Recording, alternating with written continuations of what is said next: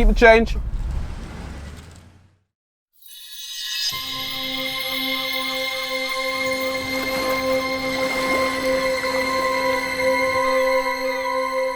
What is the ultimate Grand Tourer? Well, the car that sets the standard is the Bentley Continental GT, but it faces a lot of really stiff competition from the likes of BMW, Mercedes, Aston Martin, and one of the most aggressive new competitors is this, the McLaren GT. Both cars signal their intent very early. They both have the letters GT in their name. They're both very fast, they're both luxurious, and of course, gorgeous to look at. But what I want to know is, which of these two is the quintessential Grand Tourer?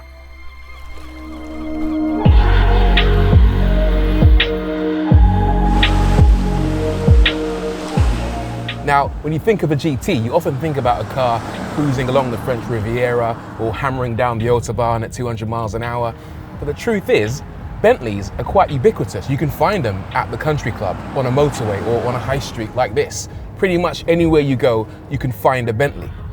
You don't buy this car because you want to get from one exotic far-flung location to the next. You buy this car because you want to show people that you can drop 6 figures on a car, no worries. You want to show people that you're filthy, stinking rich. That's why so many footballers drive them. It's not just a car, this thing. It's a status symbol on wheels. And whatever you think about the Continental GT, there really is no faulting it. It is just a special machine. I'm driving it around town now, and the steering is super light, the seats are incredibly comfortable, all the controls are perfectly weighted, it's whisper quiet. This thing, this is the daddy right here. This is the new Continental GT V8, and it's a stunner in this light sapphire paintwork. Physically, it's identical to the more expensive W12, but there are some minor tweaks that give the game away, including the V8 badging on its flanks and the quad exhausts. It's classic Continental, understated, elegant, and dripping with swagger. But even though it's clearly very expensive, it's a car you'll feel like you can take anywhere. Now, a lot of people in here might probably think that I'm too rich to eat at an establishment like this, but that couldn't be further from the truth. Watch this, I'm just an ordinary man about to order an ordinary meal. Hi, can I take order, please? Yeah, can I have a, is it a Big Mac you call it? Yep. One of those, please. Medium rare?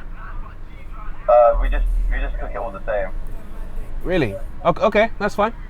Anything else? No, that'll be all. Do you take cash? Yeah.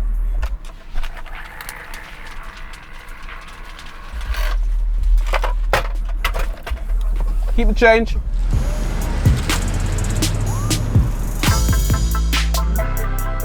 The Continental doesn't just look expensive, it feels expensive too, like a Bentley should. The interior has lovely quilted seats and metal work on the knobs and ventilation controls, plus a screen that rotates at the touch of a button to swap between your sat-nav, driving gauges, or, if you prefer, nothing at all. Of course, none of that comes cheap, and to be able to afford a Bentley Continental GT, you're gonna have to be super rich. That rotating screen that I talked about earlier, 4.5 grand. B&O sound system, 5 grand. The Mulliner specification, which includes these lovely quilted seats, these 21-inch wheels, and, check this out, a metal fuel filler cap that only you will ever see. Wanna guess? £11,500.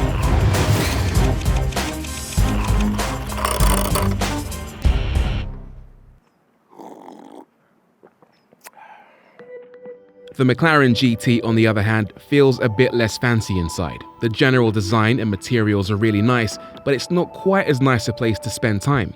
It's a two-seater, the boot is a ridiculous shape, and those dihedral doors make it hard to get in and out of, so it's definitely less practical. But, all things considered, it's still a great cabin. It's full of lovely organic shapes. Look at the speakers, the vents. The dashboard looks like a human bum cheek, in a good way. You just want to spank it every time you see it.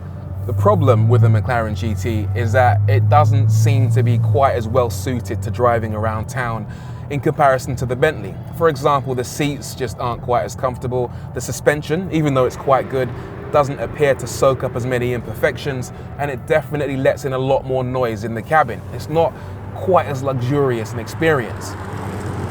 The McLaren also doesn't have quite as much ground clearance, which means that every time you see a speed bump or a section of road that you think you might scrape your nose on, you have to slow down, press the button on the stalk, and allow the car to raise its nose to make sure you can clear it. And that's fine, it works 99% of the time, but having that in the back of your mind every time you drive around town maybe detracts from the experience ever so slightly. The experience is also affected by the lack of a decent reverse parking camera. There's no adaptive cruise control, no autonomous emergency braking, lane departure warning, no massaging seats. Pretty standard stuff in a Bentley. Don't get me wrong, I'd be happy to use this car every single day, but out here in normal situations, this isn't where this car really shines. Where this car really shines is out on the open road.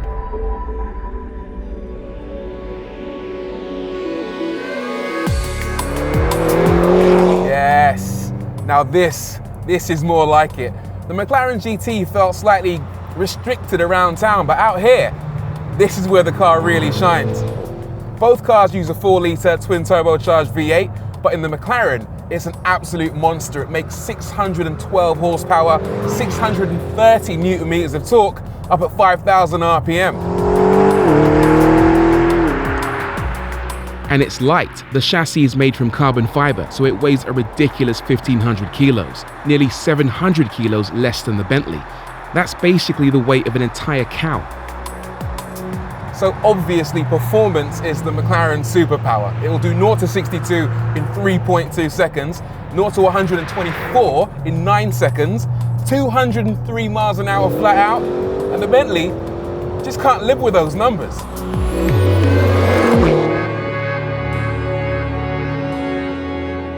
The Bentley is slower to 60 by a couple of tenths and doesn't crack the 200 miles per hour barrier. The big Conti also can't match the McLaren through the bends. What you really notice about the McLaren GT is how agile it feels. And part of that is down to the weight, of course, but I think also that's down to the fact it's mid-engine. I've got the engine right behind me here, so the whole thing seems to pivot around the center of the car. I feel like I'm the center of attention, and whatever I do, the car interprets and translates that onto the road. It's a little bit like doing a dance. It's a bit like leading your partner, grabbing her by the waist and moving, but she also knows the routine.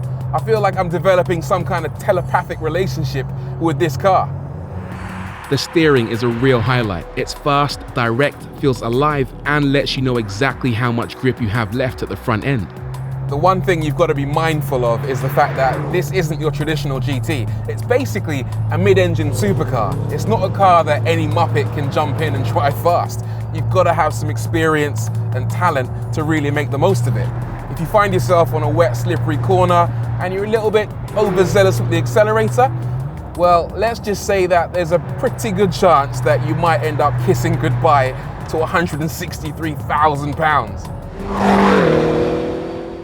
The Bentley, in comparison, is a lot easier to drive, not just in town, but out on the open road. It's not quite as involving, but it's easier to make the most of. I'm pretty much convinced that an alien could beam down from outer space, jump in one of these, and drive it flat out without crashing. It's that simple.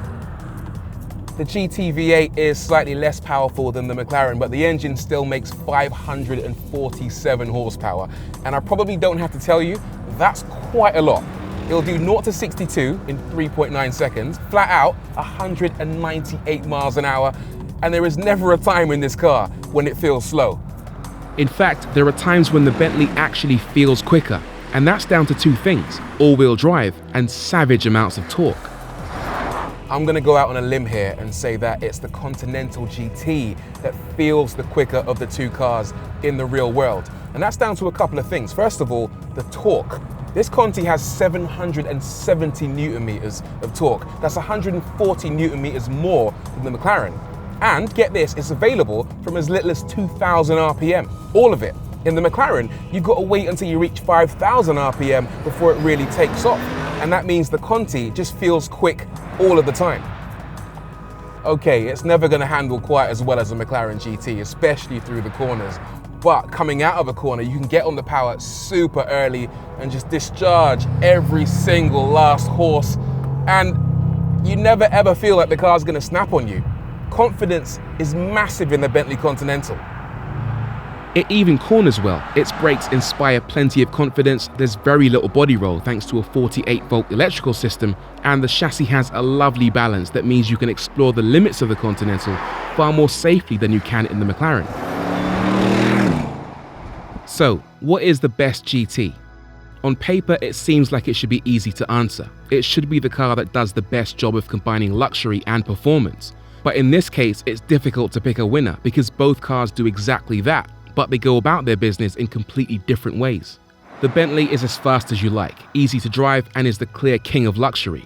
The McLaren is less luxurious, but more fun.